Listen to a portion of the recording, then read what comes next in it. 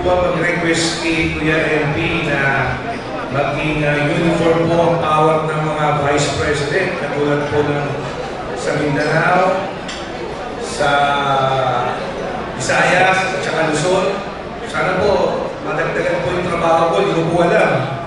Baka pwede po yung mga problema niyan, mga basta Luzon, tumahan po muna sa opisina ko para po makapag-check at makatulong po tayo sa membership, sa kung naman ang magiging problema basta po sa Luzon. Sana po makadaan po muna sa opisina namin para makatulong po. Okay, salamat Kuya Go sa presentasyon mo.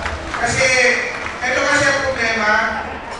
Ang ano kasi, yung katulad sa inyo mga VP, no?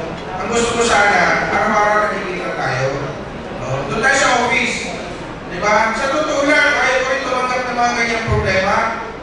Hanggang maaari, dinidisiplinate ko yung lahat ng problema sa lahat ng mga offices. Sa totoo lang, mahirap po maging national president. At sabi ko nga, kung minsan nga, na-stress na ako, hindi ko na nakakayanan yung mga inaayos ko, pero marami pa rin komento, di ba?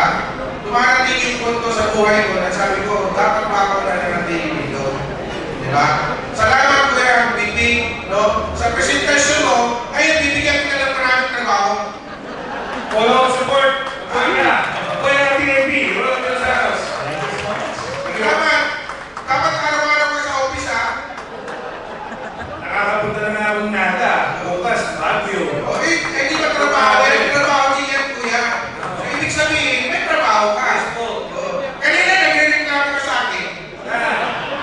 Wala. Sabi mo kanina, pupunta ako dito, pupunta ako doon. O, ngayon, dadagdagan ko trabaho ko, Kuya. Yes. Thank you. Para makatulong tayo, maiwasan namin gulo, madami na namin sa opisina ng BP Luzon. Okay? Salamat po. Thank you so much, Kuya Mokong. Maasahan talaga ng aming overall. But before that, sa akin kanina, kung ano na daw po yung nangyari sa ating SEC registration. Doon kasi, ayaw ko lang magsalita. Ang ginawa nila kasi, doon sa